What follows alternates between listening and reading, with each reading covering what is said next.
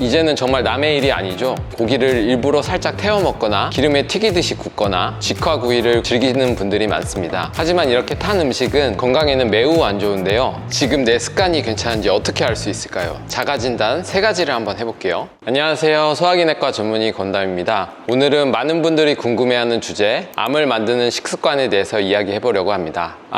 이제는 정말 남의 일이 아니죠. 국가암정보센터 통계에 따르면 우리나라에서 남성 5명 중 2명, 여성 3명 중 1명이 평생 한 번은 암에 걸린다고 합니다. 세계보건기구 WHO는 전 세계적으로 암 발생률이 계속 증가하고 있다고 경고하고 있습니다. WHO와 국제암연구소에 따르면 전체 암의 30에서 50%는 생활습관을 잘 관리하는 것만으로도 충분히 예방할 수 있다고 합니다. 우리가 평소 무심코 하고 있는 식습관 중에 암을 유발할 수 있는 것도 있고, 반대로 암 예방에 도움이 되는 습관도 있습니다. 지금부터 하나하나 짚어보겠습니다. 먼저 발암물질이 숨어있는 식습관에 대해서 알아보겠습니다. 첫째, 탄 음식 섭취입니다. 우리나라에서는 고기를 일부러 살짝 태워 먹거나 기름에 튀기듯이 굽거나 직화구이를 즐기는 분들이 많습니다. 하지만 이렇게 탄 음식은 맛이 좋을지 몰라도 건강에는 매우 안 좋은데요. 특히 고온에서 단백질과 지방이 타면서 벤조피렌이라는 성분이 발생합니다. 이 물질은 우리 몸 안에서 유전자 돌연변이를 일으키면서 암을 유발합니다. 그 때문에 국제암연구소에서는 이 벤조피렌을 1급 발암물질로 지정했어요. 1급 발암물질이란 사람에게 암을 유발하는 것이 입증된 물질을 말하기 때문에 이 물질이 발생하는 환경을 피하는 것이 매우 중요한 거예요. 결국 굽는 요리보다는 삶거나 찌는 요리를 통해 음식을 섭취하는 것이 더 건강에 좋습니다. 하지만 이런 내용들은 이미 알고 계신 분들이 많아요. 그래서 제가 실제 진료에서 환자분들께 꼭 강조드리는 피해야 할 2가지 요리법을 추가로 말씀드리도록 하겠습니다. 첫째, 오븐 요리 많이 하시죠? 그런데 이 오븐 요리 과연 안전할까요? 2024년 중국에서 진행된 한 연구에 따르면 오븐 조리 시 온도가 높을수록 또 온도 시간이 길어질수록 발암물질인 벤조피렌 생성이 증가하는 것으로 나타났습니다. 특히 조리 전 오일을 바른 음식에서는 벤조피렌이 더 많이 생성된다고 결과도 확인이 됐어요. 이는 고온의 환경에서는 기름도 타기 때문인데요. 튀긴 음식을 먹을 때 암이 생긴다고 말하는 이유랑 동일한 이유죠. 그래서 오븐 요리를 자주 하시는 분들은 200도 이상의 고온보다는 140에서 160 정도의 낮은 온도에서 조리하는 습관이 필요합니다. 또 맛을 살리기 위해 오일을 바르고 싶을 수 있지만 잠시 욕심을 내려놓고 오일 브러싱도 피하시는 게 좋을 것 같습니다. 요즘 오븐 대신 많이 사용하시는 에어프라이어는 어떨까요? 해당 연구에서 에어프라이어가 오븐보다 벤조피렌 생성이 전반적으로 낮았어요. 특히 기름을 바르지 않고 고온에서 짧은 시간 조리했을 때 벤조피렌이 거의 검출되지 않았어요.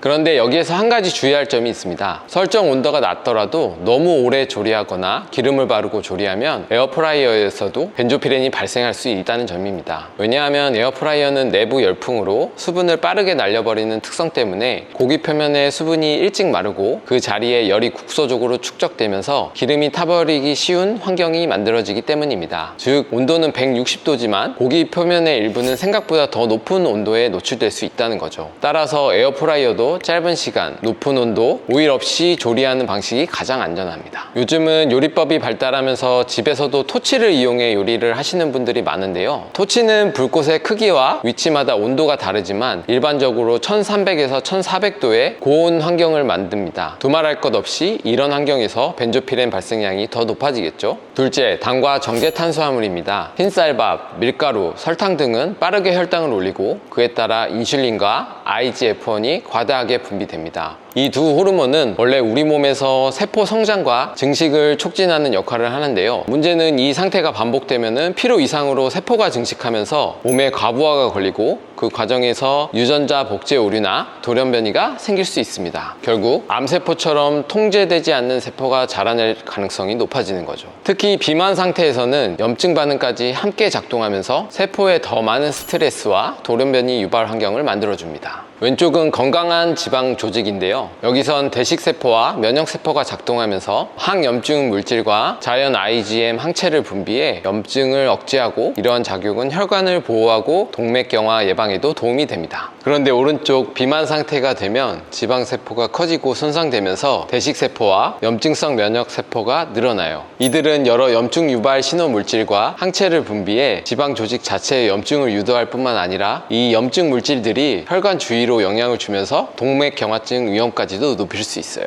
즉, 당과 정제탄수화물 섭취로 지방 조직이 늘어나면 만성염증이 발생하고 이 염증이 전신에 영향을 주며 암, 당뇨, 심혈관 질환 같이 다양한 질병의 출발점이 될 수 있다는 거죠. 그러니 흰 쌀밥보다는 혈당을 천천히 올리는 현미나 콩을 섞은 잡곡밥을 드시고 밀가루 음식을 줄이는 게 암 예방에 훨씬 유리합니다. 셋째는 가공육 섭취입니다. 국제암연구소는 햄, 소세지, 베이컨과 같은 가공육을 1급 발암물질로 분류하고 있어요. 가공육을 조리하는 과정에서 니트로사민이라는 물질이 생성되는데 이 물질은 소화 과정에서 장의 염증 반응을 일으킬 수 있습니다. 앞서 말씀드린 것처럼 이런 염증은 암 발생과도 관련이 있죠. 실제로 국제암연구소에 따르면 가공육을 하루 50g만 섭취해도 대장암 위험이 약 18% 증가한다고 합니다. 이와 더불어 젓갈도 주의가 필요합니다. 젓갈은 오랜 발효와 보존을 위해 질산염이나 아질산염 같은 첨가물이 들어가 있기도 하고요. 발효 과정에서 자연스럽게 생성되기도 합니다. 이 성분들이 단백질과 결합하면 니트로사민으로 전환될 수 있는데요. 이 때문에 국제암연구소에서는 젓갈을 1군 발암물질로 분류하는 것으로 논란이 되기도 했죠. 젓갈을 드신다면 첨가물이 적은 제품을 고르고 자주 먹기보다는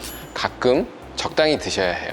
그렇다면 지금 내 습관이 괜찮은지 어떻게 알 수 있을까요? 자가진단 3가지를 한번 해볼게요. 첫째, 하루에 최소 5가지 이상을 먹고 있나요? 둘째, 일주일에 가공육은 2회 이상 먹고 있지 않은지 확인해 보시고요. 셋째, 탄 음식, 짠 음식, 단 음식 중 자주 먹는 것이 있는지 한번 확인해 보시고 이 3가지 질문 중에서 아니오가 많다면 지금 바로 식습관을 바꾸는 것이 필요합니다. 지금까지 암을 부를 수 있는 식습관에 대해서 함께 살펴봤는데요. 이런 식습관을 하나씩 고쳐가는 것도 정말 중요하지만 그보다 더 중요한 건 지금 내 몸속에 혹시라도 이상 신호가 있지 않은지 혹은 초기 병변이 생겨나고 있지 않은지 확인해 보는 거예요. 암은 초기에 발견되면 대부분은 치료가 가능하니까요. 식습관이나 건강 상태가 걱정되신다면 가까운 병원에서 한 번쯤은 건강검진을 받아보시는 것을 추천드립니다. 영상이 도움이 되셨으면 좋겠고요. 궁금한 내용은 댓글로 남겨주세요. 여기까지 내과 전문의 권담이었습니다. 감사합니다.